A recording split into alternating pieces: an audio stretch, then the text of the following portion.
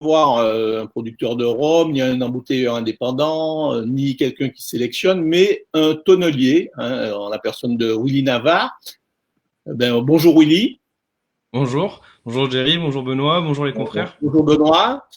Bonjour. Willy, tu vas nous dire en quoi consiste la tonnerie Navarre, qui sélectionne, mais un tonnelier, hein, en la personne de Willy Navarre. Bonjour Willy. J'ai un petit problème technique, je vous entends deux fois. Bonjour Benoît. Willy, tu vas nous dire en quoi consiste la tonnerie Navarre. Il y a quelqu'un qui a le son deux fois là, je ne sais pas qui c'est. La personne de Willy Navarre. Nous deux. C'est pas moi. J'ai un petit problème technique, je vous entends deux fois. Bonjour Benoît. Willy, Voilà, c'est réglé. réglé. Désolé, c'est les aléas du direct, comme on dit. Bon. Donc, Willy, je te demandais donc de présenter ta société, ton métier, la tonnerie Navarre, qu'est-ce que c'est, depuis quand vous existez, dans quel domaine vous intervenez, etc., etc. Ouais, c'est simple. Je suis issu de la quatrième génération, enfin je suis la quatrième génération de la famille. Mon arrière-grand-père était tonnelier chez Martel, donc maison de cognac. Mon grand-père aussi, mon père aussi, et il y a 20 ans, mon père a décidé de se mettre à son compte, d'ouvrir sa tonnellerie, donc 20 ans cette année. Donc c'était important pour lui de pas avoir de patron, je crois que c'était ça son but. Et donc il s'est mis à son compte. Moi j'ai toujours baigné là-dedans, petit, je venais le voir travailler, machin. Enfin c'était hyper intéressant. Donc je me voyais pas forcément faire autre chose. Donc il a fait beaucoup de barriques pour le cognacé. Et puis depuis quelques années, on s'est dit bon bah pourquoi pas, il n'y a pas que cognac. On a voulu développer un petit peu sur les rhums, un petit peu sur la tequila, sur des produits comme ça. Je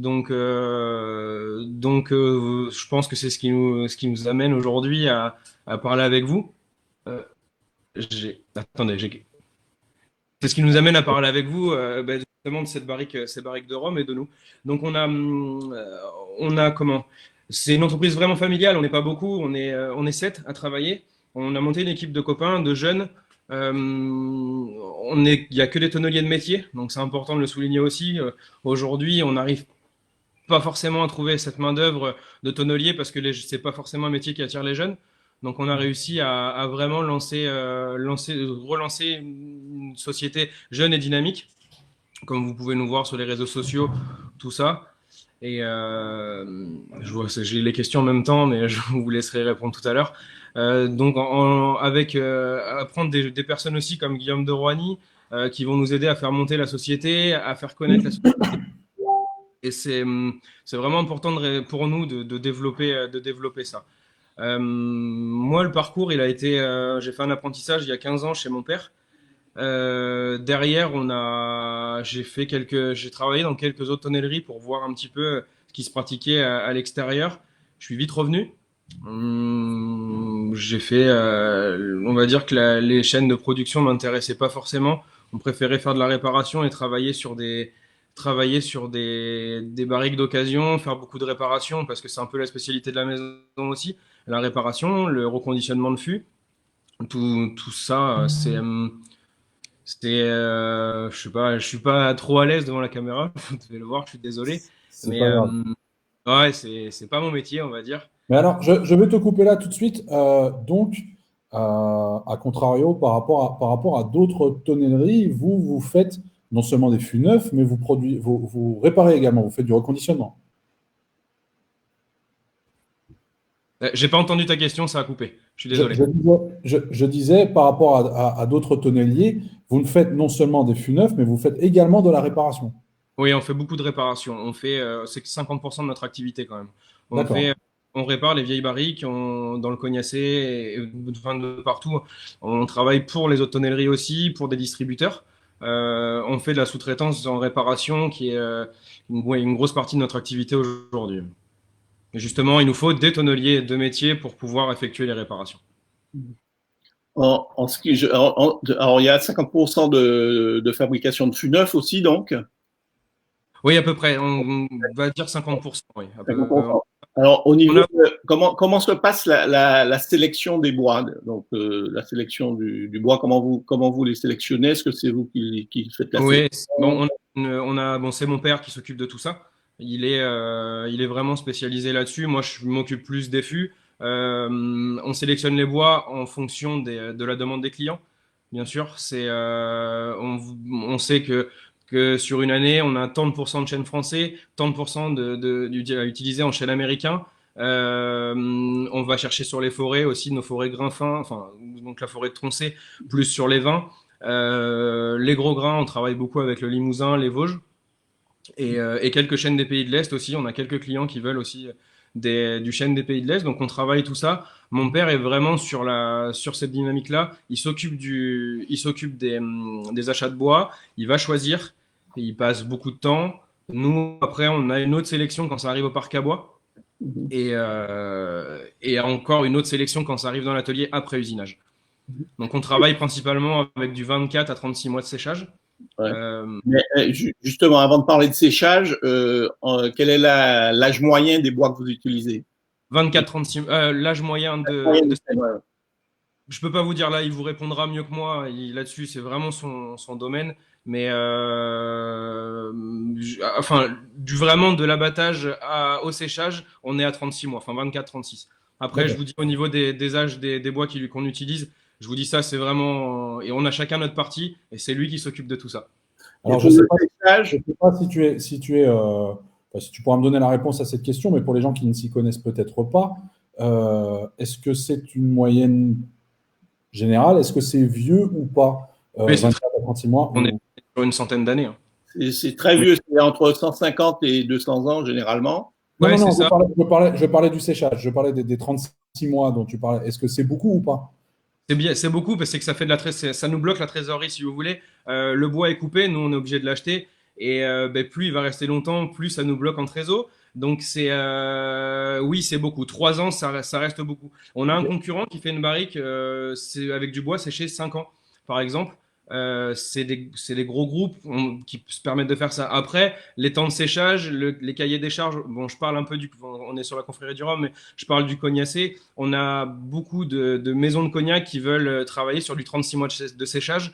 Donc, c'est 24 mois, le bois est maturé, c'est vraiment correct à travailler. 36, ça donne de la valeur au produit, hein, bien sûr. Alors, est-ce qu'il y a un âge minimum de séchage à respecter, par exemple, pour créer un Non, il n'y a pas tout. On peut travailler tout. Nous, vraiment, le minimum, ça sera 24. On ne travaillera pas en dessous. Est-ce qu'il s'agit de séchage naturel ou est-ce que vous faites aussi appel au séchage? On ne veut pas de séchoir. Naturel. Ouais. On n'a pas de séchoir. Pour les clients qui passent sur notre site et tout, ils le voient. De toute façon, il n'y a pas de, on n'a rien à cacher. Voilà, notre bois est séché à l'air libre. À l'air libre. Donc, vous avez un arrosage naturel avec la pluie ou vous avez non, on arrose nous-mêmes. Vous arrosez vous-même. Ouais. Voilà, on n'a pas de. Alors, est-ce que tu peux expliquer pour ceux qui ne connaissent pas à quoi ça sert d'arroser, voilà.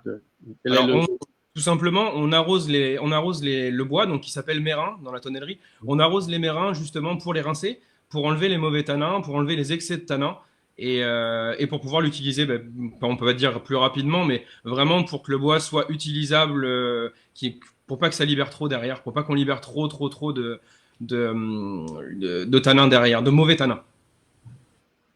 Voilà. Alors, je vois qu'on a des premières questions qui commencent à arriver, notamment une question pour te dire plus exactement, de Rajiv Sioux, qui nous demande si vous travaillez d'autres bois que le chêne français. Oui, alors bon, chêne américain, en principe, on travaille, on va dire, 99% de chêne. Ça peut nous arriver de faire quelques barriques en acacia. On fait quelques barriques en châtaignier aussi, c'est assez rare. Mais c'est tout, quoi. Après, voilà, chêne principalement, 99% de chêne. Et sinon, Rajiv qui nous demande également, dans la même question, à quel moment sait-on qu'un fût est en fin de vie? Ça, c'est peut-être plus un maître de chai, je pense qu'il faudrait demander ça. Enfin, je ne sais pas. Est-ce que toi, tu sais juger ce genre de choses? Après, c'est bizarre. Enfin, c'est compliqué. Bon, déjà, il y a un bon entretien sur les fûts. Ça dépend vraiment de l'entretien et de la vie de ce qu'on lui demande. Si on demande un fût de boisé, au bout de quelques années, ça, il donnera plus rien. Après, fin de vie vraiment, où il part à la poubelle, suivant l'entretien, vous pouvez le garder. Nous, on a des barriques dans le Cognacé qui arrivent chez nous, qui ont 50, 60 ans. Entretenu, enfin, c'est très bien, quoi.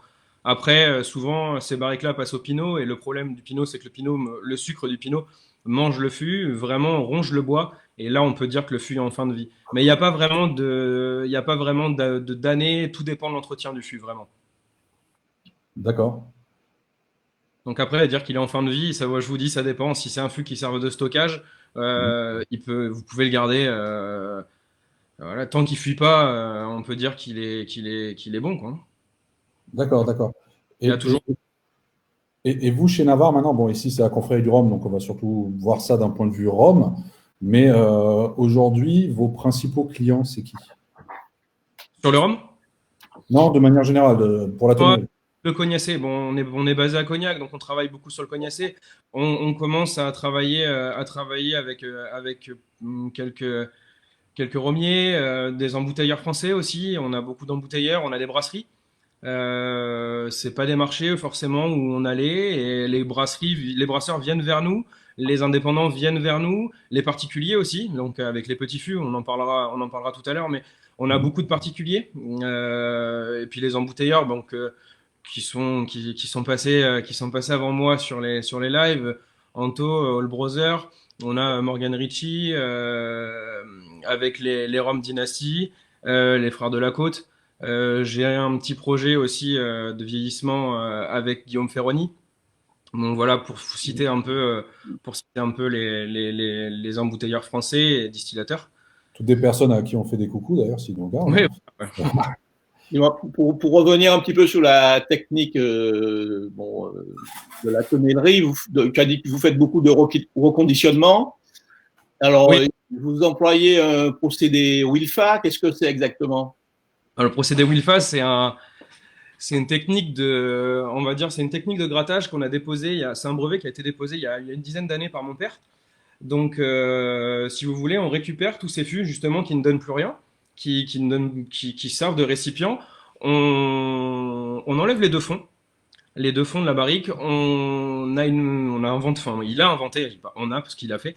Il a inventé une machine qui va enlever entre 3 et 4 mm de bois. Donc la partie utilisée, la première pénétration de chauffe, cette machine gratte dans le sens du fil du bois. Donc c'est une raboteuse intérieure de fût. Ok. Une fois que cette barrique est passée dans la machine, on refait une chauffe traditionnelle derrière. Et on a des résultats. Donc j'ai pas le droit de dire qu'on est comme le fût neuf, mais on a des résultats très proches du fût neuf pour 3 fois moins cher. Donc recyclage du fût. Partie économique qui est énorme parce que 3 fois moins cher qu'un fût neuf. Ça plaît aux professionnels, pardon. Et derrière, vraiment, vous avez un produit. Enfin, je vous dis, sur des dégustations, c'est difficile de faire la différence avec le fût neuf. Alors, tu as parlé de chauffe. Vous utilisez plutôt du bousinage ou vous faites de la carbonisation comme les Américains? On fait tout, vraiment. Donc les chauffes je réalise 100% des chauffes de l'entreprise. On a mis un point d'honneur là-dessus parce que on veut une régularité.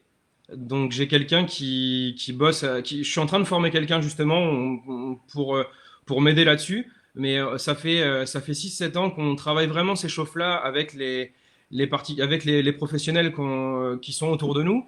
Dès que j'ai une idée, j'ai quelques clients qui m'aident à développer ça. On peut se planter, on fait du très bon, mais vraiment, on a travaillé là-dessus. On est vraiment arrivé à quelque chose de pointu. On n'utilise pas de laser. On a vraiment gardé la méthode traditionnelle, donc chauffe au bras zéro avec des anciennes barriques. On passe vraiment du temps à couper ces barriques, à utiliser des grosseurs de bois différentes pour les intensités de flamme. On travaille pas au chronomètre, on veut pas. On prend vraiment tout en compte, l'hygrométrie, vraiment la température extérieure, tout ça, mais surtout pas de laser pour la température des fûts, on ne veut pas travailler comme ça. On ne veut pas travailler au chrono, on veut vraiment garder la méthode traditionnelle. Je pense qu'on est... Ouais. Comment, Benoît? C'est vraiment une question de feeling, en fait. Ouais, c'est ça, exactement. Donc, pour avoir de la régularité sur cette chauffe-là, je suis obligé de chauffer 100% des fûts. Cousiner, pardon, parce que j'ai quelqu'un qui les plie, qui fait le cintrage avec moi. J'ai une équipe à la chauffe, mais je réalise toutes les cuissons. Alors, on a une question justement qui nous vient de Cédric Lebeau, qui nous demande, suite aux 24 à 36 mois, quelles sont les prochaines étapes pour construire un fût? Alors, elles sont longues. Derrière, donc ce bois va arriver, donc sera sorti du parc à bois, va arriver chez nous. Ensuite, les douelles vont être usinées. Donc, on va faire cette partie de jointage, daulage et vidage. Donc, le façonnage de la douelle. Donc, la douelle, pardon, j'ai pas expliqué. La douelle, c'est vraiment la pièce de bois qui constitue la barrique. Donc, on appelle ça une douelle. Donc, cette douelle-là va passer à l'usinage. Donc, tout le façonnage de cette douelle. Ensuite, ces douelles sont assemblées en fonction du jointage et de la grosseur de la barrique qu'on veut faire. Ces douelles sont assemblées. Et une fois que cette barrique est assemblée, elle passera au cintrage. Donc, le cintrage, c'est vraiment l'étape de chauffe, pliage du fût avant le bousinage. Ok. Voilà. Et une autre question qui nous vient également d'un membre, c'est quand faut-il lessiver les fûts? Alors, je vois pas ce que vous appelez lessiver les fûts. Moi non plus. Donc, on va peut-être demander à la personne en question de nous préciser. Donc, François Pignon qui nous parle de quand faut-il lessiver les fûts. Si tu peux nous donner quelques précisions dans les commentaires, ce serait sympa par rapport à ça. Là, je vois pas lessiver, je vois pas le. Je pense que c'est plutôt les distilleries qui le font, ça, c'est pas le tonnelier. Ouais, c'est possible, ouais, à la rigueur. Notamment pour les fûts qui ont contenu d'autres spiritueux, d'autres liquides. D'autres liquides, ouais. Mais là, je peux pas, non, je vois pas trop.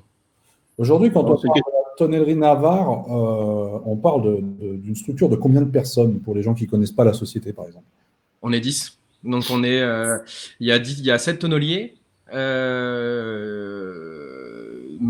est 9, pardon. 7 tonneliers, la comptable et mon père qui aussi est tonnelier. Donc, on va dire 8 tonneliers. Je sais plus, je sais pas. 7, 8. Oui, c'est ça, 8 tonneliers et une comptable. Donc, mon père est directeur de la boîte et tonnelier aussi. Bon, il est plus trop, il tape plus trop sur les fûts, mais il est encore avec nous, heureusement. Il nous aide, c'est bien. Et puis il y a des conseils aussi, les conseils des anciens. Mon grand-père est encore là aussi, vient nous rendre. Bon, il fait pas partie de la société, mais il vient nous rendre visite régulièrement, une bonne fois par semaine, voire 2. Et c'est toujours bien aussi de pouvoir avoir les conseils des anciens parce que même si le métier a évolué avec les machines, les réparations se font comme il y a 50 ou 60 ans. On travaille avec les mêmes outils, vraiment à la main. On s'adapte, on s'est adapté. Bien sûr, on a adapté le métier, mais la méthode vraiment reste la même et les machines ne pourront pas remplacer ça. Ouais. Alors, on a Guillaume Ferroni, justement, qui nous regarde et à qui on repasse le bonjour, qui nous explique que lessiver les fûts, c'est, par exemple, pratiqué pour les foudres de chartreuse pour ne pas avoir trop de boisé. D'accord. Donc, voilà. Ok. C'est peut-être quelque chose qui se fait dans les distilleries plutôt que chez vous. Oui, plus que chez nous. Ouais. Non, nous, on ne fait pas ça. Alors, on a Morgane Ricci également qui nous pose une question. Je pense à une question qui pourrait intéresser beaucoup de monde. Pourquoi utiliser différents bois et quelle différence d'impact ont-ils sur les spiritueux? Alors, différents bois, c'est chaque bois a ses arômes, ça, tout simplement. Les chauffes vont les développer plus ou moins. Ça, c'est vraiment le côté intéressant des bois comme ça. Et la deuxième question, tu m'as dit, attends, c'est que je les ai pas, ça a du mal à s'afficher. Et l'impact que ça peut avoir sur les spiritueux? Alors les impacts, c'est pareil, c'est très con. C'est vraiment la chauffe. Les bois vont avoir de l'impact, mais les chauffes vont avoir encore plus d'impact. Il faudrait détailler vraiment, c'est compliqué. La chauffe moyenne va apporter des arômes de vanille. La chauffe forte va apporter plus de toast. Les chauffes légères, on n'en pratique pas beaucoup nous sur les spiritueux.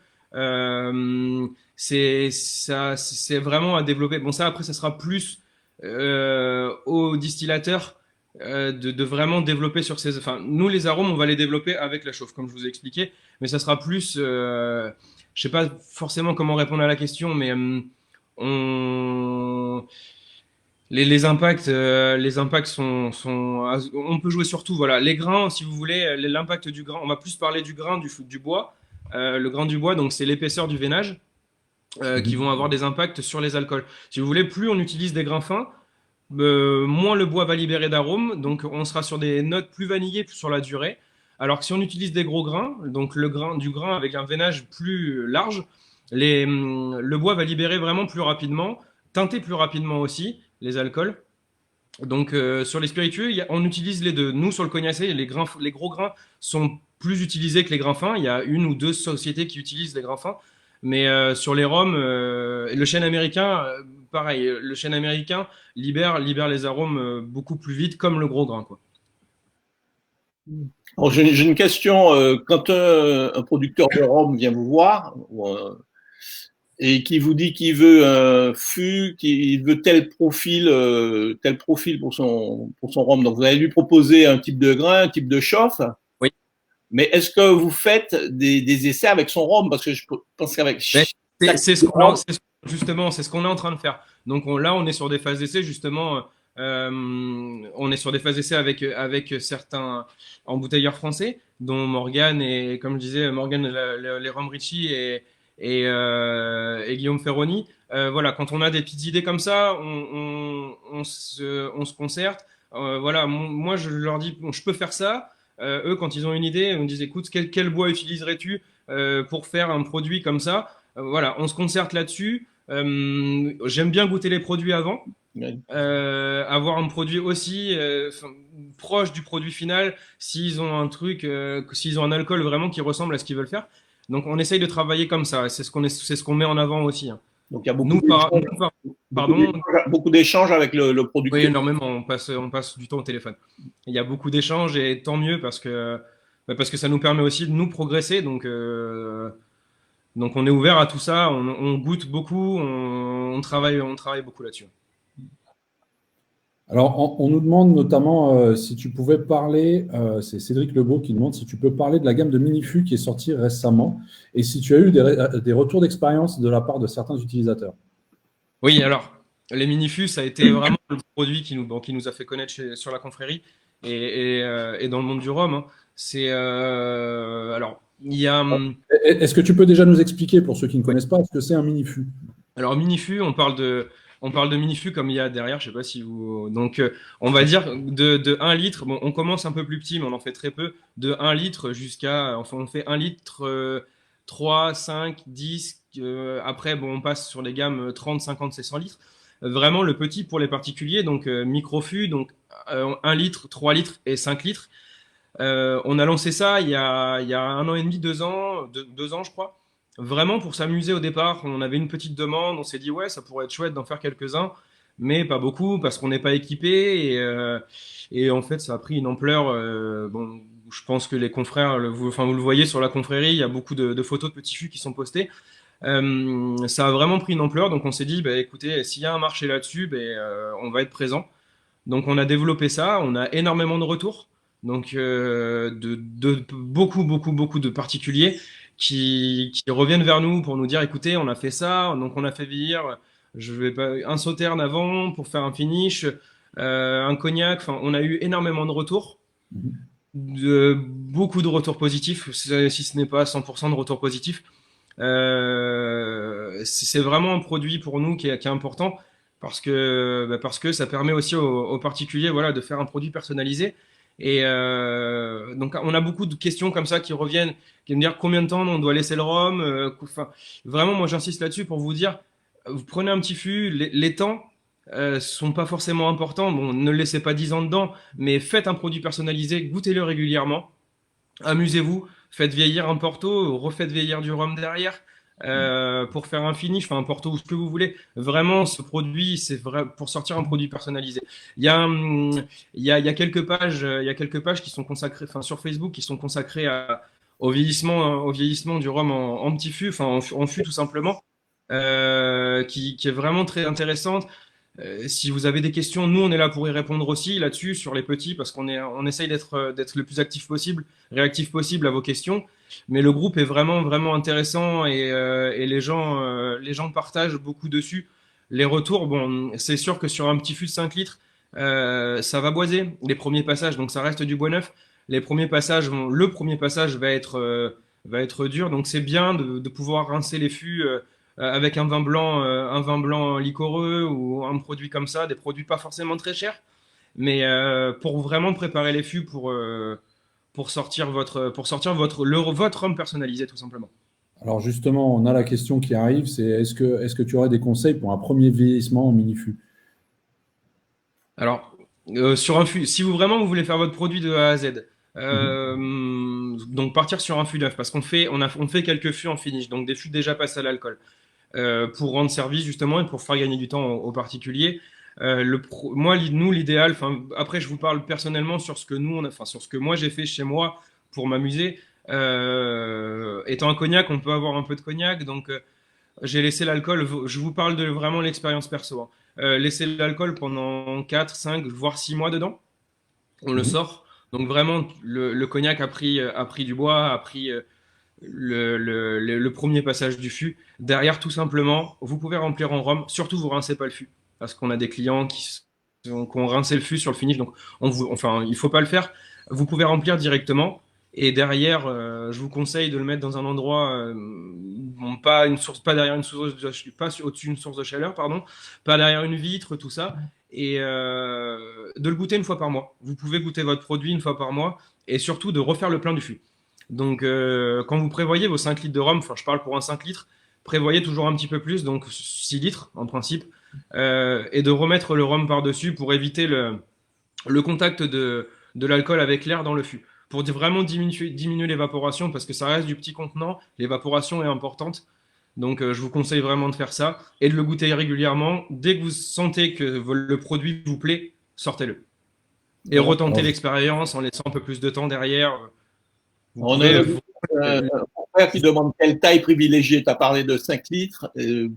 Pareil, quelle taille privilégiée? Taille privilégiée. Moi, j'aime bien travailler avec le 5 litres, enfin faire des essais sur les 5 litres. Après, je suis conscient qu'acheter 5 litres de rhum, c'est un budget en plus du prix du fût. Donc 2 litres 5 est bien. On fait du 2 litres 5, on en fait très peu, mais on en fait un petit peu. Donc 2 litres 5, 3 litres, c'est bien pour se lancer. Le 5 litres, pour moi, c'est ce qui donne le meilleur résultat sur le microfût, hein, je parle. mhm, mhm. Alors, on a Jérôme Valanet, bonjour Jérôme, qui nous demande si tu peux nous expliquer le temps d'absorption du bois d'un liquide. Temps d'absorption est compliqué, tout va dépendre aussi du taux d'humidité du bois, donc du taux d'absorption, c'est ça? Ou du temps? Non, le temps. Le temps. Temps d'absorption, c'est compliqué. On va dire qu'en 48 heures, sur un microfût, le bois a bien absorbé. Alors après, il y a toujours la part des anges, hein, bien sûr, les évaporations, le bois respire. On peut, enfin, tout va dépendre de l'épaisseur de la barrique aussi. Donc nous, les petits fûts sont assez épais. Les microfûts font 2 cm à peu près d'épaisseur. Donc même un fût de 2,5 litres fait 2 cm. Si vous voulez, c'est pour vous situer, c'est à peu près la même épaisseur qu'une barrique de 225 dans le Bordelais. Une barrique de 20 dans le Bordelais. Le Bordelais travaille avec de la 27 mm et de la 21. Nos petits fûts de 2,5 litres font la même épaisseur que la barrique de 225 litres. Donc la pénétration, on va être sur à peu près 1 centimètre, un petit peu moins d'un centimètre de pénétration d'alcool. Après, nous, ce qu'on fait en 48 heures, on a fait des essais. En 48 heures, le fût se gorge, vraiment.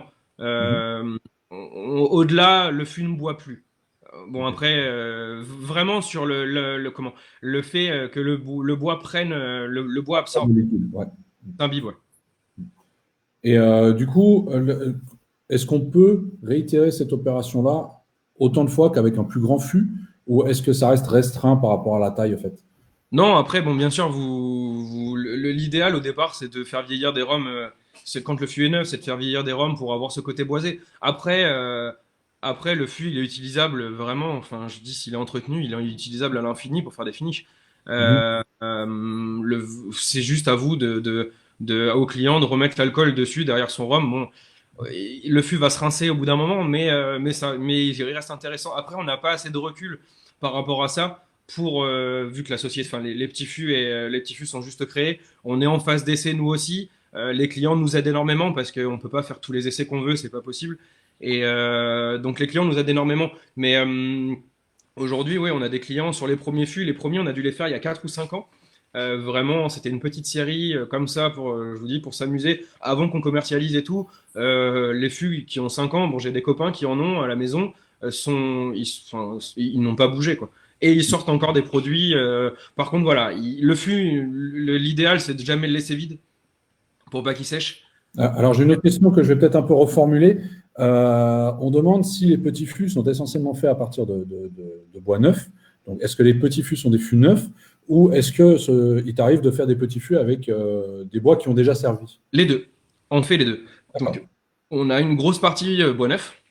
On a une partie aussi, justement ce que je disais, donc on a une partie aussi qu'on met chez nos clients en avinage. Donc, c'est-à-dire, j'ai un client qui peut me stocker, qui peut me prendre 50 fûts en 5 litres. Je lui prête pendant quelques mois. Ça nous évite de les avoir au stock. Lui fait vieillir son alcool dedans, donc son cognac souvent, pour sortir un produit spécialisé en microfûts. Tout simplement, ils font des petites bases microfûts. Nous, on récupère les fûts derrière, donc ça fait des fûts passés au cognac. Par contre, on en fabrique aussi, donc avec du deadwell, avec du bois d'occasion.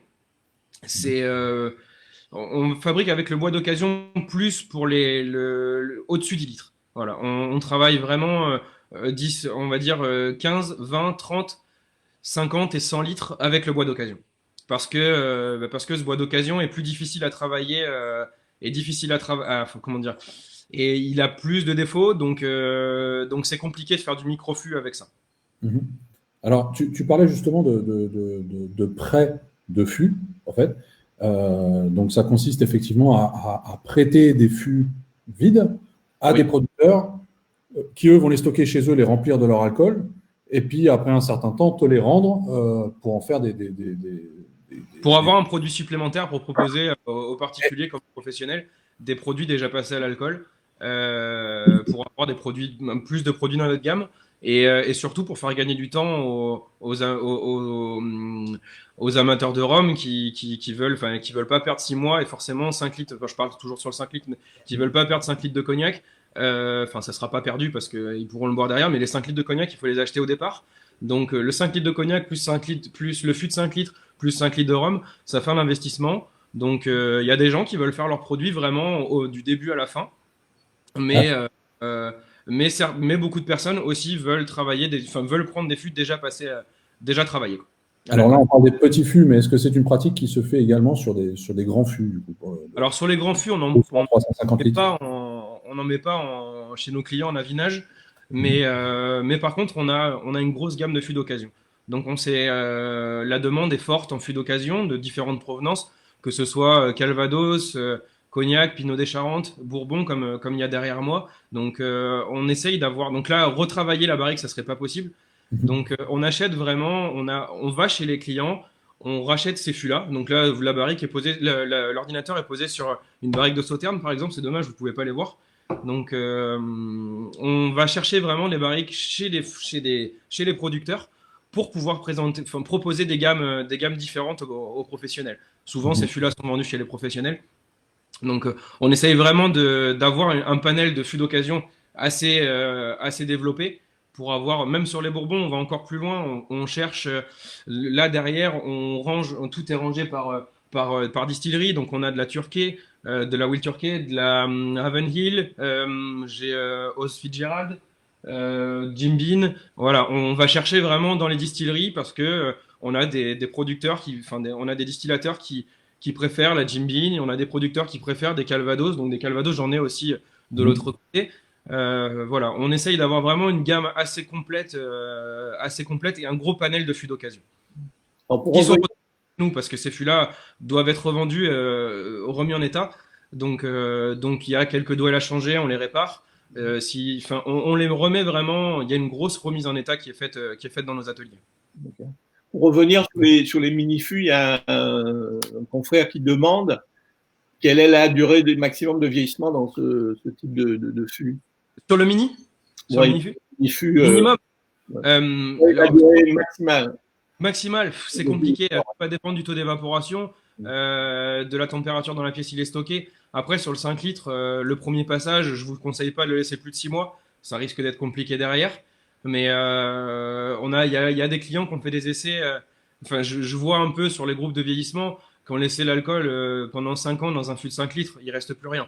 Donc, je vous dis, après, on n'a pas forcément encore de recul là-dessus pour vous dire, écoutez, laissez l'alcool pendant 10 ans, il va y avoir des complications, c'est sûr. L'idéal pour nous, vraiment, sur les tests qu'on a fait, c'est le premier passage, de laisser entre 4 et 6 mois. Après, vraiment, je vous dis, il y a vraiment beaucoup de choses à prendre en compte, hein. L'endroit où il va être stocké aussi, la température de la pièce, enfin, tout ça va rentrer en compte, mais le maximum, je dirais, sur un fût de 5 litres, sur le premier passage, ouais, entre 4 et 6 mois. Deuxième passage, vous pouvez tirer sur 8 de 8 mois à 1 an, à peu près, hein, sur ce deuxième passage, c'est correct. Mais même 8 mois à 1 an, je vous conseille vraiment, au bout de 6 mois, déjà de le goûter régulièrement. Alors justement, tu parlais de stockage. Est-ce que tu aurais des conseils au niveau de stockage et de température, c'est-à-dire un lieu idéal et peut-être une température idéale où on devrait stocker ses fûts dans l'idéal? Ça peut bien sûr être variable, hein, je pense que voilà, mais ne serait-ce que par rapport au climat, en fonction de là où on se situe. L'idéal, vraiment, c'est la cave, hein. Mais c'est vrai que avoir un petit fût et faire son vieillissement dans la maison, passer à côté du petit fût, pouvoir se servir au robinet, c'est plaisant et c'est ce que les gens nous disent quand on leur dit de mettre les petits fûts dans la cave. Après, il n'y a pas vraiment d'endroit idéal. Ce que je dis, il y a des endroits à éviter, ça c'est sûr.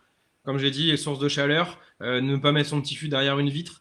Là, vous risquerez d'avoir des surprises. À côté d'une chaudière, à côté d'une cheminée, tout ça, c'est compliqué. Mais vraiment, l'endroit idéal pour nous, c'est la cave.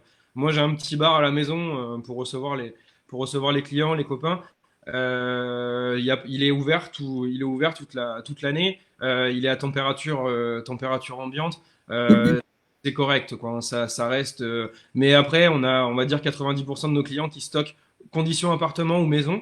Donc dans le salon, sur une étagère, dans la cave à bouteilles, tout simplement. Et ils ont de très bons résultats. Alors, on a PO qui nous regarde en direct du Québec, parce que la confrérie du rhum est internationale, qui nous pose une question justement. Si on a un vieux fût séché de plusieurs mois, est-ce qu'il est possible de le ressusciter pour refaire un vieillissement? Oui, alors, ça dépend. Quand il y a sec et sec. L'idéal, c'est de le resserrer un peu s'il est desserré et de le remplir d'eau chaude. Et la seule chose à faire, c'est attendre. Attendre qu'il gonfle, que le bois gonfle. Et après, tout dépend de l'entretien du fût aussi. C'est ça, de la fabrication. Il y a des fûts enfin, où les fabrications peuvent être plus ou moins litigieuses. Donc, oui, c'est possible. Mais à prendre avec des pincettes et surtout bien laisser l'eau gonfler. Le fût gonfler, l'eau faire gonfler le fût, pardon. Alors, sinon, on a José Juan Girona, pardon, qui demande quel est ton fût qui t'a le plus épaté par la qualité des arômes qu'il avait acquis, en plus de ceux du bois? On va parler fût neuf ou fût de... Alors, les deux, on va dire les deux. Pour le coup, il met l'exemple, j'ai eu l'occasion d'acheter un fût de sherry espagnol qui avait une quarantaine d'années et qui s'est avéré être une merveille pour le rhum. En fût d'occasion, vraiment, j'en ai au dépôt encore. J'ai des cognacs millésimés d'un petit producteur qui fait des eaux de vie millésimées. Il n'y en a pas beaucoup dans le cognacé. J'ai des barriques qui ont contenu une eau de vie millésimée de 1970. C'est extraordinaire. C'est vraiment quelques confrères là, qui m'entendent ont eu la chance de les sentir. Donc, c'est des barriques de 260 litres. Qui ont encore le cachet BNIC, donc le Bureau national du cognac, enfin, cette société, enfin, c'est même pas une société, je sais pas, c'est une association, je crois, met des cachets de cire pour vraiment garder les eaux de vie millésimées et pour pas qu'il y ait de triche, quoi, avec la douane. Donc ces barriques ont été vidées il y a enfin, elles sont vidées petit à petit, et j'en ai qui ont été vidées il y a 15 jours encore. C'est extraordinaire. Les arômes sont vraiment extraordinaires. Après, au niveau du fût neuf, j'aime beaucoup le chêne français. J'ai un petit penchant pour le Caucase. C'est un bois dont on n'entend pas forcément parler. C'est des grains qui sont extra fins. C'est plus fin que la forêt de Troncé. C'est un bois qui est légèrement rosé. C'est un chêne qui est légèrement rosé. Mais c'est vraiment un bois qu'on aime travailler. Et bon, c'est des bois que j'ai fait connaître à mes collègues, enfin, au niveau des chauffes, parce que c'est un bois qui est assez difficile à chauffer. Et les arômes sont vraiment différents du chêne français. C'est un bois qu'on aime beaucoup, nous qu'on aime beaucoup. Enfin, c'est un bois vraiment qu'on aime travailler. On adore le chêne français, on aime travailler. Qu'est-ce qu'il apporte en plus ce Caucase, justement? La noblesse, on va dire, mais voilà, on va tirer sur des notes vraiment vanillées qui vont. Bon, après, tout dépend de la chauffe. Ça va vraiment dépendre de la chauffe qu'on va faire. Mais pour nous, Est-ce que c'est comparable au chêne américain, par exemple? pas du tout. Tu me dis vanillé, on est complètement sur l'inverse. Voilà, quand je dis vanillé, c'est beaucoup moins fort. C'est beaucoup moins puissant que ça, que ce qu'on peut trouver sur les chênes américains. Mais non, voilà, c'est un bois. Puis au-delà des arômes, tout ça, c'est un bois qui est hyper tendre et que nous on aime travailler ça parce que on travaille des barriques en chêne américain, et le chêne américain est très dur, très lourd. C'est quand on a quelques caucases, pour nous c'est un régal. Quand on n'en fait pas beaucoup, on n'a pas beaucoup de demandes parce que c'est un bois qui est pas forcément connu, mais c'est vraiment un régal pour nous de travailler ça. Alors justement, on a Guillaume Ferroni qui demande si le Caucase est une autre espèce que le chêne français. Là, je pourrais pas vous répondre. Il faut demander aux spécialistes du bois. Donc, Biologie pour le coup. je sais pas du tout. Je sais que le chêne français, on utilise le chêne pédonculé. Le Caucase, je peux pas vous dire. Là, je pourrais pas vous répondre. Je répondrai aux commentaires demain avec les conseils de mon père sur les parcs à bois. Là, on a un confrère qui demande que lui conseilles-tu s'il met du rhum blanc, à quel degré il peut le mettre dans son mini-fût? Nous, moi, j'aime bien de travailler avec du 50 degrés, c'est intéressant parce que peu réduit. Mais je dirais pas en dessous 50 quand même. 40, on a les clients qui le font, c'est très bien, hein, mais le 50 degrés, c'est l'idéal. Sinon, on nous demande également s'il y a une différence entre le chêne français par rapport au chêne d'Europe de l'Est. Oui, nous on le ressent à la chauffe. C'est pas les mêmes arômes. Alors après, vous détailler les arômes, c'est compliqué. Il faudrait vraiment avoir la barrique sous le nez pendant la chauffe. Si des fois il y a des gens que ça intéresse, les portes sont ouvertes. Bon, là on est en plein déménagement des bâtiments, mais et puis bon, de toute façon avec le confinement c'est compliqué. Mais oui, il y a une différence. C'est pour ça aussi que les chaînes françaises sont verrouillées, bloquées, et qu'on a une traçabilité sur les chaînes françaises. Alors, tous les deux, on s'est un peu parlé ce matin en préparant cette interview. Est-ce que tu peux nous expliquer pourquoi tu préfères travailler le chêne français pour le coup par rapport au chêne américain? C'est très simple. Le chêne américain est dur. Vraiment, c'est un bois dur. C'est un bois lourd. C'est un bois qui pousse vite. Donc à travailler, il est très compliqué. Il est dur. C'est comme je dis, ça casse facilement. Le chêne français, donc, prend le temps. Le chêne en France, enfin, le chêne en général, pas le chêne américain, prend le temps. A du temps pour pousser. Donc, la fibre du bois est linéaire. On est vraiment sur du bois de fil, facile à travailler. Ça reste du chêne quand même, mais beaucoup plus facile que le chêne américain. Le chêne américain pousse vite. C'est un bois qui est scié souvent, pas fendu. Donc, le chêne français est fendu, le chêne américain est scié. Et le boissier est difficile à travailler à cause de ça. Vraiment, la dureté, nous, on le ressent beaucoup quand on rogne. Sur les machines aussi, donc les machines, on use 2 fois plus les machines avec le chêne américain qu'avec le chêne français. Alors justement, pour parler un peu plus de manœuvre et de ton métier de manière générale, aujourd'hui, un tonnelier, c'est quoi? C'est-à-dire que qu'est-ce qui va faire la différence entre l'artisan réellement et celui qui travaille dans une tonnellerie, mais peut-être un peu plus à la chaîne, disons? Nous, on est capable, enfin, nos salariés, moi aussi, enfin, mon père, on est capable de faire une barrique de A à Z. Aujourd'hui, je suis pas là pour descendre les industriels parce qu'il en faut, et puis je m'entends très bien avec eux, on travaille beaucoup ensemble. Aujourd'hui, ça a été automatisé. Le métier de la tonnellerie a été automatisé. Voilà, il y a plus besoin d'être tonnelier pour fabriquer une barrique. Nous, avec la réparation, obligatoirement, comme je vous explique au départ, obligatoirement avec la réparation, il nous faut des tonneliers de métier. Donc demain, la différence entre eux et nous, c'est que chaque mec de notre société, chaque collègue, hein, parce que pour moi, ça reste des copains et des collègues, c'est l'image de la société, on s'entend tous bien, on a une bonne équipe. Vraiment, je peux mettre chacun de mes collègues à n'importe quel poste. Tout le monde s'en sortira. Et tout le monde va savoir faire chaque étape. C'est vraiment que ça soit. Après les bousinages, je dis pas, quand je disais que je faisais les bousinages, c'est pas une question que les autres ne savent pas faire. C'est vraiment une question de régularité. Donc chaque barrique aura la même régularité parce que ma chauffe est calée comme ça. Mais ils savent faire aussi. Donc je peux les laisser demain, je les laisse à la chauffe, je sais que ça sera fait. Après voilà, on met un point d'honneur vraiment à ça, c'est on a une barrique régulière avec une chauffe régulière. Et pour avoir cette chauffe régulière, bon, oui, ok, il y a les lasers, il y a ceci, il y a tout ce qu'on ne veut pas nous, mais je pense que le traditionnel et l'artisanal, comme on fait depuis le début, fonctionne. Sinon, la boîte n'aurait pas vécu autant de temps, donc on ne veut pas changer ça. Et vraiment, le savoir-faire, on a de la chance d'avoir un savoir-faire français, un métier qui se perd, hein, tout simplement, qui se perd. Ouais.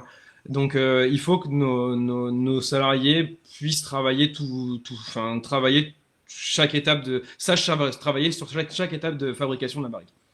Alors justement, quand on parle, est-ce que vous, ça vous permet peut-être également d'intégrer une dimension écologique dans votre travail? Je prends l'exemple, si j'ai bien compris, donc ça vous permet d'ajouter un service à votre panel qui est celui de la réparation, là où les industriels vont préférer faire du neuf en permanence et donc réutiliser du bois en permanence.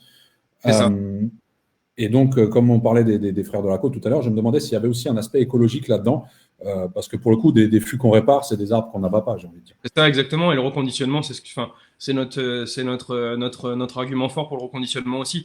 Donc la réparation, oui, ça évite de jeter les fûts, parce qu'un fût, tout le monde sait que ça vaut cher, le chêne coûte cher au départ.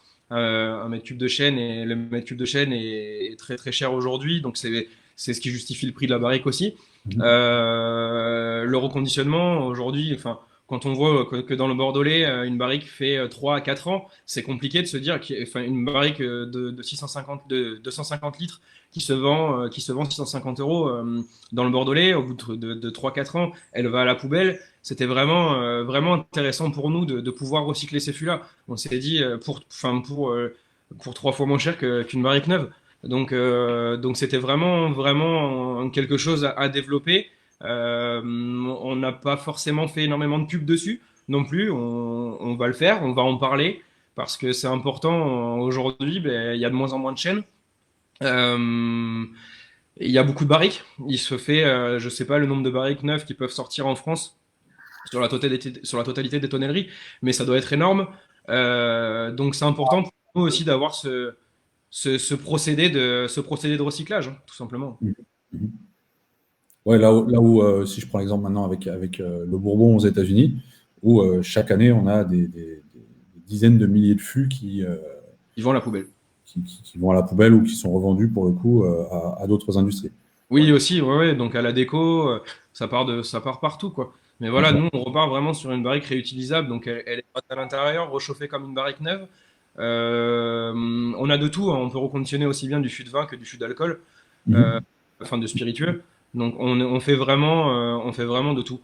Est-ce que vous faites autre chose que de l'alcool, justement? Pardon? Est-ce que vous faites des fûts pour autre chose que de l'alcool, justement? Ça nous est arrivé de faire quelques fûts pour la feta en Grèce. Donc ils stockaient le fromage dans les fûts. On a fait non, principalement pour ça. Donc on a toujours des copains qui nous demandent une petite barrique pour faire un bar, mais ça reste pas du stockage. Non, on a toujours fait. Je pensais éventuellement peut-être à de l'huile, du vinaigre, des trucs comme ça. Non, on en fait très peu. On a fait quelques barriques pour du café aussi. Pour le café, ça nous arrive d'en faire en temps pour du stockage de café. Donc, c'est pas de la barrique neuve. Souvent, c'est pour stocker un peu de café derrière un passage de cognac ou de bourbon ou de rhum. Mais non, principalement spiritueux, vin et spiritueux. Alors, on a une question d'un membre qui est apparu également, c'est est-il possible que le fût s'imprègne de mauvaises odeurs extérieures comme les égouts, l'humidité ou des trucs comme ça? Si vous le laissez sécher, oui. Alors après, si l'alcool est présent dans le fût, bon, je vais dire de l'alcool, du bon alcool, hein. Mais si vous laissez le fût sécher, oui, là, il peut prendre des mauvaises odeurs. Vous pouvez nous partir sur des notes de pétrole, de manzana ou vraiment ça dépend de l'alcool qu'il y avait dedans. Mais au bout de quelques années, oui, un fût peut tourner. C'est pareil, si vous laissez de l'eau, si vous laissez un fond d'eau trop longtemps, si l'eau n'est pas alcoolisée, l'eau va tourner et le fût est mort, quoi. Donc, tu parlais de production nationale, bon, à peu près plus de 600 000 fûts hein, de ce que j'ai pu lire. D'accord. On dit qu'il y a à peu près 75% de cette production qui est exportée, environ 50% de cette exportation sur les États-Unis. Est-ce que vous exportez vers quel pays? On travaille un petit peu partout. On est présent. On est un petit peu. On travaille un petit peu avec l'Asie. C'est pas notre plus gros marché. L'Asie, l'Indonésie. On travaille un petit peu avec l'Amérique du Sud, mais c'est encore. Enfin oui, ça se développe bien. Les États-Unis aussi récemment. On en voit un petit peu partout. On a envoyé des fûts. On travaille un petit peu aussi il y a quelques fois via des distributeurs aussi, hein. Parce qu'on a des distributeurs. Après, j'ai pas forcément leurs adresses. Et donc voilà, je sais on est présent, enfin pas Navarre, mais les distributeurs, parce qu'ils vendent pas les fûts sous notre nom sur l'Amérique latine, l'Écosse, l'Allemagne. On travaille avec l'Allemagne, les pays frontaliers, hein, vraiment Espagne, Portugal, on travaille avec eux aussi. Mais on est présent, on peut pas dire dans le monde entier, mais on travaille un peu avec l'Islande aussi. On envoie quelques fûts en Islande pour la bière. Et ça représente quel pourcentage de votre production, l'export? On va dire qu'on est à 20%, 20 à 30%. Alors justement, en termes de production, une tonnellerie comme la vôtre aujourd'hui, donc qui est comment dire, une petite boîte. Une petite boîte, ça produit combien de fûts par an? J'ai pas les chiffres sous les yeux. On augmente tous les ans. On fixe. Nous, l'année dernière, on a dû faire 400 fûts neufs, entre 4 et 500 fûts neufs avec les fûts des distributeurs. Cette année, j'aimerais bien en faire un peu plus. On était bien parti pour avant les petits soucis du coronavirus. Par contre, on répare. Il n'y a pas une année qui se ressemble. Si vous voulez, pour vous fixer un peu en réparation, je vais vous dire à la semaine parce qu'on fait jamais la même chose, mais en réparation, on arrive à passer sur 5 jours, sur une semaine de travail, à 7 tonneliers qui réparent. On arrive à passer à peu près 100 fûts semaine. Sur de la réparation et reconditionnement. Alors justement, pour produire un fût de A à Z, ça prend combien de temps environ? Avec l'ancien atelier, un peu plus de temps que la nouvelle. Mais donc là, on va tout recalculer. Mais vraiment, bon, maintenant avec les machines, c'est plus facile qu'autrefois. Mais si pour se donner une idée, l'examen de tonnelier, vraiment pour être tonnelier. Donc vous partez de la planche, vous partez vraiment de la planche, le mérin, planche départ. Pour faire le produit, donc vraiment la pièce examen, on a 16 heures, 16 ou 14 heures, je crois que c'est 16 heures pour faire un produit, pour faire une barrique de la planche à la finition, avec les cercles posés, vraiment le produit prêt à aller au chai, on est sur 16 heures. Il faudrait qu'on les recalcule maintenant, nous, avec les machines ici, je pense que déjà on a une bonne heure de chauffe. On est sur 45 à 1h15 de chauffe, donc du début à la fin de la chauffe. Je dirais il faut entre 3 et 4 heures pour faire un fût. Alors, on nous fait le commentaire justement. Alors, il y a pas mal de commentaires qu'on zappe, hein, qu'on te laissera lire par après. On répondra. J'ai quelqu'un qui va m'aider derrière à essayer de répondre à tous ces non, messages. c'est essentiellement pour te féliciter pour ta structure, donc on te laissera gérer tout ça en off. Je ne peux pas les lire, je peux pas l'ordi. Je peux pas. Tu as beaucoup de bravo, donc tu liras. Beaucoup de gens qui t'encouragent en tout cas pour c'est gentil, c'est grâce à vous aussi. Hein. C'est en particulier grâce à vous, vous nous faites énormément de pubs. J'en parlais avec Benoît à midi, on a parlé un petit peu. J'ai été hyper stupéfait vraiment de votre accueil sur le Rumfest quand on était présent sur le Rumfest Bordeaux. J'ai eu un accueil aussi bien par les particuliers que par les pros qui a été incroyable. Je pensais pas qu'on prenait qu'on était aussi important que ça, vraiment, parce que parce qu'on est derrière l'ordinateur. Nous, bon, moi, c'est pas ma place. Je suis dans l'atelier. Je serai présent sur les salons. Vous me verrez sur tous les salons l'année prochaine. C'est vraiment un plaisir pour nous aussi de faire ça. C'est pas forcément un domaine où j'essaye de répondre à vos questions. On essaye de faire pour le mieux. Vraiment tout ça, et c'est hyper encourageant. Vos messages sont, je suis content. C'est vraiment cool. Alors moi, je reviendrai plus sur le sujet du métier de tonnelier. Tu as dit que c'était un métier qui se perdait avec le temps. Est-ce qu'aujourd'hui, pour citer une question d'un de nos membres, tonnelier est un métier noble et ancestral, mais quelles innovations et techniques à venir pour perdurer? Très compliqué. C'est vraiment... On n'a pas l'impression qu'aujourd'hui ça se perd parce que c'est peut-être un métier méconnu, parce qu'on a toujours autant besoin de fûts, voire même plus que jamais, vu que la quantité de spiritueux produits dans le monde ne fait qu'augmenter. Est-ce que c'est pas peut-être une méconnaissance du métier qui fait que ça se perd? Je sais pas, après, oui, il n'y a pas beaucoup d'écoles. Il y a une école à Cognac, je crois qu'il y a une école à Bordeaux, une école à Beaune en Bourgogne. Après, voilà, je pense qu'il y a ça aussi, oui, la méconnaissance du métier. Et il y a aussi le fait qu'il ne faut pas forcément de tonnelier pour faire une barrique. Donc, je crois que l'école de Cognac sort 20 tonneliers par an. Donc, c'est pas beaucoup. Je pense que Bordeaux doit faire à peu près pareil, une classe, quoi. Et Beaune aussi, donc on va dire 60 tonneliers. Je sais pas s'il y a d'autres écoles dans le monde, je sais pas, je les connais pas, mais on va dire 60 tonneliers. Si rien que sur la France, on arrive à sortir entre 40 et 60 tonneliers par an, ça fait très très peu pour le nombre de barriques fabriquées. J'ai cru comprendre un peu par d'autres tonneliers que justement les vrais tonneliers, c'était un peu des rockstars dans le métier, dans le sens où ils se font débaucher un peu partout pour des prix assez. Donc la guerre, c'est un peu, c'est ça. Donc si aujourd'hui on veut un bon tonnelier, on va le chercher, tout simplement. Ouais. On l'a fait. On a pris, comme je dis, on a monté une équipe de jeunes.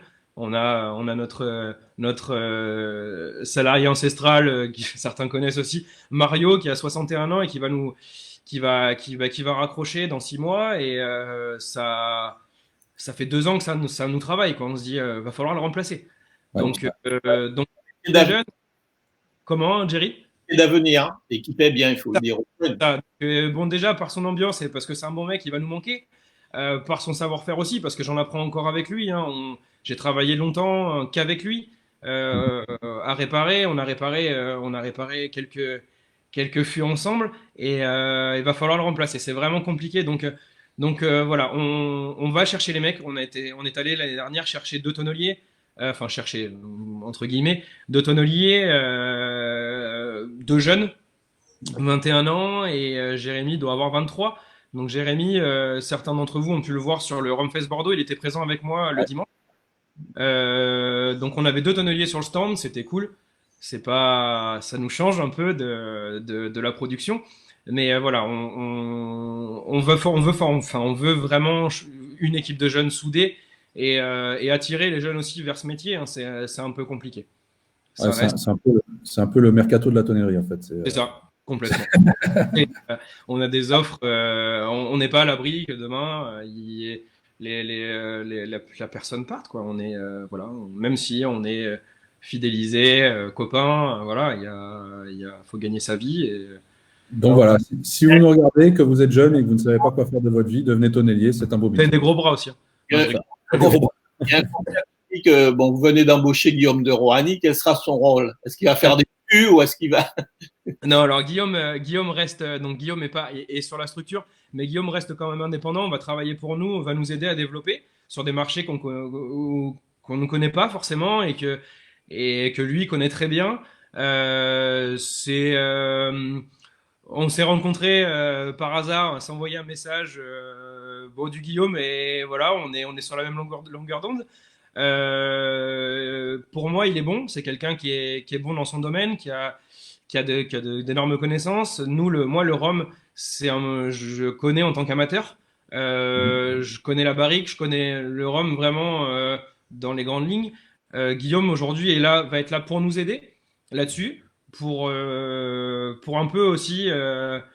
J'ai entendu, on m'a parlé un peu de la problématique sur les approvisionnements de fûts pour les îles, pour les Caraïbes, et enfin pour les îles. Et donc ça revenait beaucoup vers nous. C'est un problème qui revenait beaucoup. Et donc il m'a dit, écoute, il est venu nous rendre visite. On a regardé les fûts d'occasion qu'on avait, tout ça. Il a dit, avec son franc-parler, il a dit, mec, t'as des bonnes barriques, il faut qu'on fasse quelque chose. Voilà, ça a été clair, net.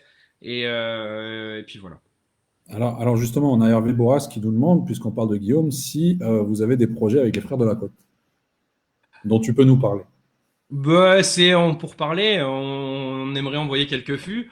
On a quelques embouteilleurs aussi qui vont certainement envoyer quelques fûts à nous avec leurs produits, enfin des distillateurs, embouteilleurs, qui vont envoyer quelques fûts dans les années à venir, dans les mois à venir. Enfin, je sais plus quand est-ce que sont calés les bateaux, mais voilà, il y a quelques projets en cours. Oui, il y a le Rumfest aussi. On devait être présents ensemble au Rumfest, avoir un stand parce que nos métiers se rapprochent aussi, hein, c'est des vieux métiers, c'est un métier du bois aussi pour la construction des bateaux, donc ça nous intéressait aussi d'être ensemble là-dessus, et donc voilà. Pour l'instant, on est en discussion. Alors une question peut-être d'un membre auquel je ne pourrais pas répondre.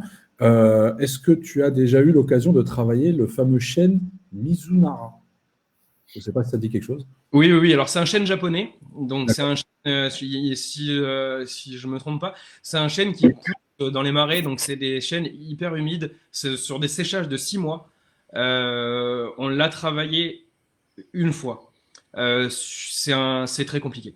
C'est une barrique, si vous voulez, entre guillemets. On peut pas dire jetable, mais c'est une barrique c'est un bois qui n'est pas séché, donc qui casse facilement. C'est une barrique qui vaut cher. Ça vaut à peu près 5 000 € la barrique. Ah oui, quand même. Ouais, c'est très très cher. Enfin, sur ce que nous on avait sur le bois, vraiment la barrique dont je vous parle, c'est un bois qui est exceptionnel, mais qui reste vraiment difficile à travailler. Donc on a un distributeur en Allemagne qui en importe et on fait les entretiens sur ces fûts-là. Alors justement, on a quelqu'un qui nous demande s'il y aura une cuvée confrérie du rhum avec des fûts Navarre qui partiraient avec le très sombre. Il faut trouver un distillateur.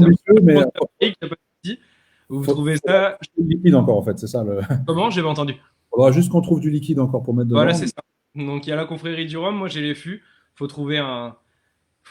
Bon, c'est pas mauvais. Peut-être pour les 10 ans. On verra. Et je pense que Guillaume peut nous trouver ça encore. Oui, certainement. On va y réfléchir. Guillaume Coroni qui nous demande, et le chêne vert de Provence, est-ce que c'est utilisable en tonnellerie? Compliqué. Alors, je le connais pas. À voir s'il y a des gros troncs droits pour pouvoir faire quelques chaînes dedans.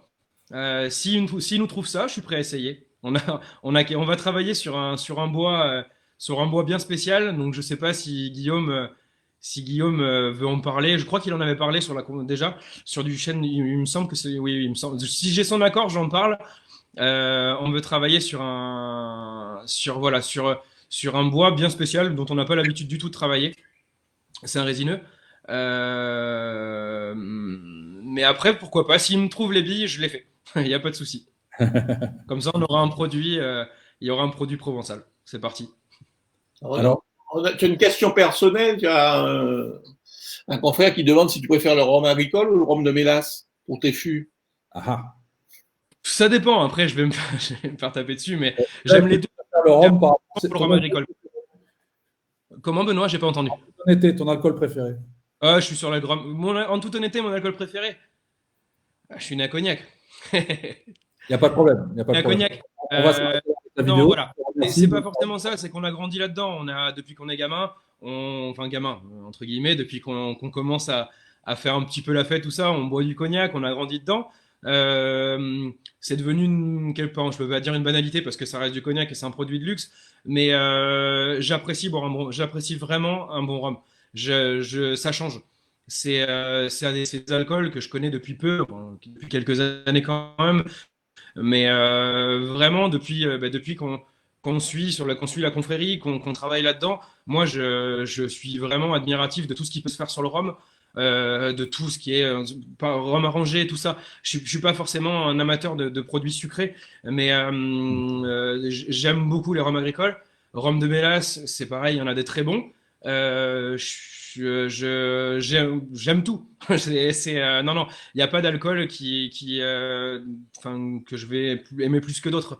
Voilà, le rhum pour moi c'est un très bon produit. J'en bois régulièrement. J'aime ça, j'aime découvrir. Et Caroline, la Suze. Il y a Guillaume de Roigny qui dit il ne faut pas toucher aux chênes de Provence, mais plutôt travailler le pain. Je ne sais pas si tu as bien fait de l'embaucher. S'il veut, ben, il viendra les faire. On va le former à faire des barriques en pain. Il verra qu'au bout d'1 heure, je pense qu'il aura il aura plus envie d'en faire. Ça va être compliqué. Qu'est-ce qu'on peut souhaiter qu'est-ce qu'on peut te souhaiter à toi d'abord et puis à ta structure, ta structure familiale pour le futur là dans les prochains mois, prochaines années, après le confinement. Que le coronavirus parte vite, ça serait bien. Ouais, je pense que je suis pas le seul dans le cas. Et continuer sur le développement qu'on est en train de faire, sans aller trop vite, parce qu'on ne veut pas grossir trop vite. Moi,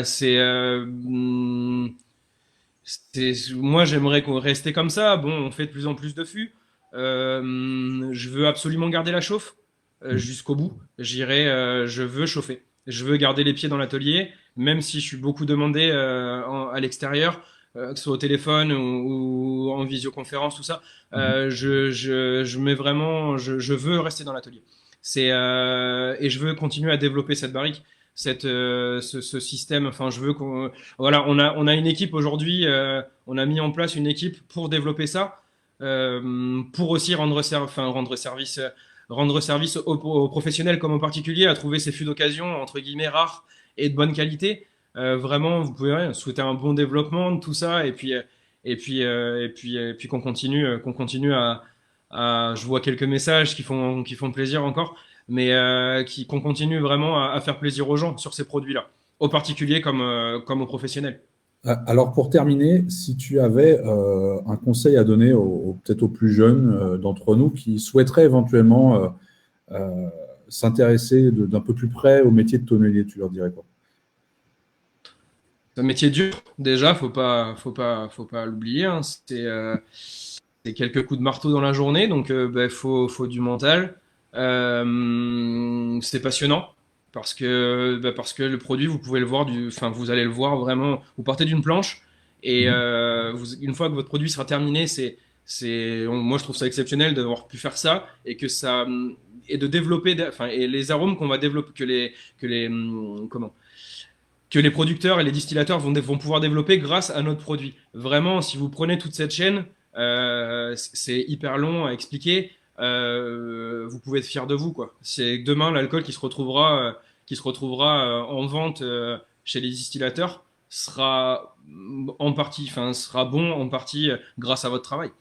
Donc bien sûr il y a le travail du distillateur et de ce qu'il y a du producteur et du distillateur, de tout ce qui est cultivateur aussi, viticulteur, tout ça, et votre travail. Donc la barrique, la fabrication commence quand l'arbre est coupé. Donc voilà, on utilise du chêne, donc c'est un bois qui est noble, qui met du temps à pousser, et vraiment de pouvoir faire un produit comme ça. On ne fait pas un meuble. Un meuble, c'est très bien, ça reste dans le temps et tout. Là, on fait un produit qui va être dégusté par des centaines de personnes. derrière, voire des milliers. Et il faut vraiment être fier de pouvoir apporter ça aux professionnels, à la distribution, à tout. Enfin, c'est important. Notre métier est important. Bon, en tout cas, Willy, je pense qu'on va s'arrêter là pour ce soir. On te remercie beaucoup d'avoir participé à ce direct. N'hésitez pas, si vous avez des questions, on est assez présent. Vous pouvez nous écrire. On a quelqu'un qui gère le Messenger. On est assez présent. Mon numéro de portable, il y en a beaucoup d'entre vous qui l'ont. Vous pouvez nous appeler. On a un petit peu de temps en ce moment. Et n'hésitez vraiment pas si vous avez des questions. On essaiera de répondre à tout le monde. Je pense que demain, dans la journée, on va reprendre tous les messages. On essaiera vraiment de passer à côté de personne. Merci pour la disponibilité. Il n'y a pas de quoi. Je vous invite à nous rendre visite aussi. Il y a beaucoup de personnes en France et Cognac, on est un petit peu au milieu. Donc n'hésitez pas. Bon, on est sur l'ouest, mais n'hésitez pas à venir nous rendre visite. Les portes sont ouvertes, on n'a rien à cacher. Je suis quasiment tout le temps sur place. Dès qu'on pourra se déplacer. Avec plaisir. Et puis sinon, nous, de toute façon, on se retrouvera sur un salon. Oui, voilà. Vous nous verrez. Je vous dis avec l'équipe. Moi, j'essaye de tout le temps. Je vais essayer de tout le temps ramener un tonnelier avec moi sur les salons parce que je peux pas répondre à tout le monde et on l'a vu sur le Bordeaux Rhum Fest. J'ai été vite débordé par les questions et on a eu énormément de monde. Et sur le deuxième jour, on m'a un peu perdu la dernière heure. Je savais plus. J'avais plus. Donc non, voilà, on aura des équipes pour les salons de tonneliers. Vraiment, on n'a pas de personnes qui connaissent le métier. Ouais. Donc au plaisir et à bientôt. Super. Merci beaucoup, Willy. Et puis, à la prochaine. À bientôt. Au revoir. Bye.